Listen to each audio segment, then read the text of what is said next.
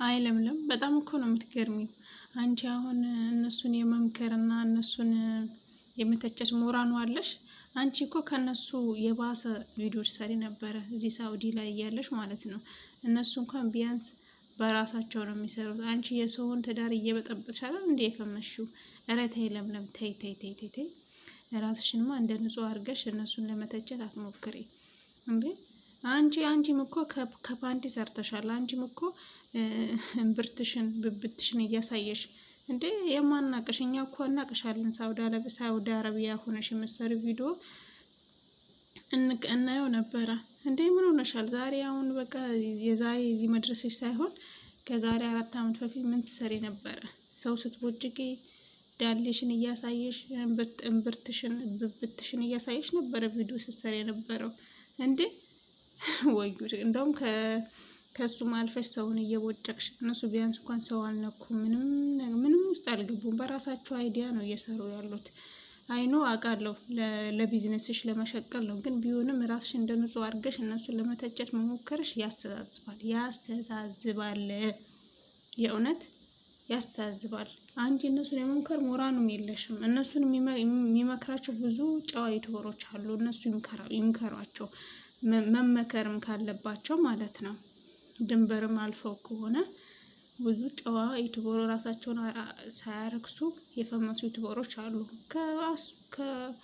ከዚህ ዩቱብ መንደርማ ሁሉም ራሱን አርክሶ ነው የፈመሰው። ሆኖም ግን አሉ በቃ እንደዚህ አይነት ስራዎች ሳይገቡ በራሳቸው እንትን ሰርተው የፈመሱ ዩቱበሮች አሉ። እነሱ ራሱ እና አብረሽ መምከር ይችላሉ። ግን አንቺ እነሱን የመምከር ሞራኑንም ምንም ነገር የለሽም ለምለም። እኔ አደንቅሻለሁ በስራሽ ጥንካሬሽን። በጣም ጎበዝ ታታሪ ልጅ ነሽ። ብዙ የአረብ ሀገር ሴቶች አንቺን ተምሳሌት የሚያደርጉ ልጆች አሉ አውቃለሁ። እኔ በጣም ነው ማደንቅሽ። ግን አንዳንዴ ደግሞ ታበዥዋለሽ። በቃ ሁሉም ነገር አውቃለሁ፣ በሁሉም ነገር እኔ ያለሁት ያለሽ። ይሄ ደግሞ ትክክል አይደለም። የሰውን ስህተት ደግሞ ተከታትለሽ ማለት የሰውን ስህተት እያየሽ ተከታትለሽ አዘልቂውም። እና ሁሉም ዩቱበሮች ዋሽተው ነው የፈመሱት።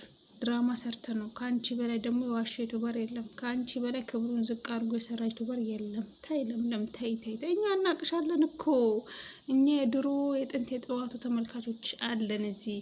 እኛ ቢያንስ እንኳን እንታዘብሻለን። አንቺ ስለ እነሱን ወተሽ የምሰሩት ቪዲዮ ምናምን ከአንቺ አይተው ነው። አንቺ አይደል ያስተምረሽ ዩቱብ ከፍተሽ የሰጠሻቸው እንዴ? አብርሃም ከአንቺ እኮ ነው የወጣው፣ ወንድምሽ እኮ ነው። አንቺ ነሽ ስለ ሚዲያ እያንዳንዱ ነገር ተመልካች ምን እንደሚፈልግ እያንዳንዱ ነገር አስተምረሽ አሰልጥነሽ የለቀቅሻቸው። ከአንቺ ተምረው ነው ቢሰሩ ራሱ። ስለዚህ አሁን ራስሽን እንደ መካሪ አድርገሽ ራስሽን እንደ ንጹህ አድርገሽ እዚህ መተሽ እንደዚህ አይነት ልጆቻችን ምናምን ኧረ ተይ። ከዛሬ 4 ዓመት በፊት 3 ዓመት በፊት የምሰራውን ቪዲዮ ምን አይነት ቪዲዮ ነው ብለሽ እስቲ ራስሽን መለስ አድርገሽ እዩ። ያውን በስራ መኖርሽ ምናምን እዚህ ለመድረስሽ ያንን ቪዲዮ ነው።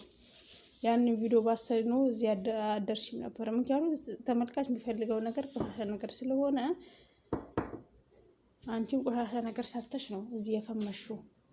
የሰውን ትዳር በጥብጠሽ እምብርትሽን እያሳየሽ ኧረ ስንቱን አሳየሽኝ አንቺ ራስሽ እንዴ። ተይ እንጂ በዳልሽን ላይ እየገባሽ ዳልሽን ረዛ አድርግሽ። እኔ ስለማውቃት ነው ለምለም ማለት ነው። ከድሮ ስለምከታተላት ነው። ግን አሁን መታ ደግሞ በቃ ያሁን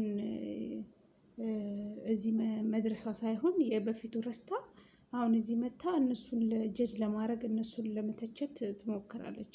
ኖ ፌር አይደለም። ይሄንን ሲቀጥል ደግሞ መተቸት ካለብሽ ሁሉንም መተቸት ነው ያለብሽ። አንዱን ከፍ ያረሽ አንዱን ዝቅላ።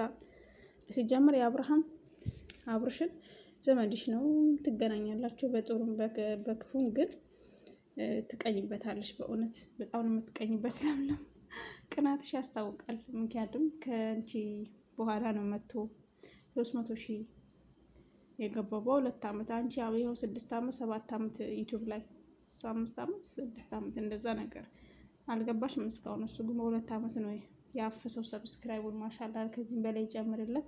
በዛ ትንሽ ቅናት ቢጤ ያለብሽ ያስታውቃል በአይንሽ ምናምን ማለት ነው። አልሙህም ይስሩ። ሁሉ ተመልካች የሚፈልገው ነገር ነው የሚሰሩት። መቆጣትም ካለብሽ ከሚዲያ ጀርባ ነው መቆጣት አለብሽ እንጂ ሚዲያ ላይ አይደለም። ምክንያቱም ዘመድሽ ነው፣ ወንድምሽ ነው። ግን አውቃለሁ ያው ይሄ ስራ ነው፣ በተናገርሽበት ቁጥር ታገኛለሽ። እኔ ግን በጣም የሚገርመኝ አንቺ የምትናገራቸው ነገር እውነት ነው ብለው አፋቸውን ብለው ከፍቶ የሚሰሙ ተመልካቾች ናቸው። በጣም ሞኞች ናቸው። ሲበዛ በጣም ሞኝ ምስኪን ናቸው። እሷ ከምታወራው ነገር ያወላችሁ 110% እውነት ሊሆን ይችላል። ለምለም እኔ በጣም አደንቅሽ። ምክር ስለ አረብ ሀገሮች ምክር ስትመክሪ ምናምን ደስ ይልብሻል፣ ያምርብሻል። ግን ይሄ ቡጨቃ ድሮ ነበረ። ድሮ ትተሽዋል። በቃ አሁን የራስሽ የሆነ ስራ አለሽ። በስራሽ ላይ አተኩሪ እንጂ እንደዚህ አይነት ስራ ውስጥ ፍትፈታ ውስጥ ባትገቢ ጥሩ ነው። ካለሽበት ደረጃ ካለሽበት ሌቭል አንጻር ላንቺ አይመጥንሽም ይሄንን ቡጨቃ ማለት ነው። የኔ ሀሳብ ነው፣ አስተያየት ነው ይሄ። በመቀጠል ደግሞ እናንተ ተመልካቾች ደግሞ እሷ ላይ የምትከታተሏት የምታወራውን ነገር ሁሉንም ነገር 190% ውሸት ነው። ገባችሁ? ፈጥራ ነው የምታወራው። በነገራችን ላይ በጣም አድናቂዋ ነኝ። የሆነ ነገርን ፈጥራ የማውራት ችሎታ አላት።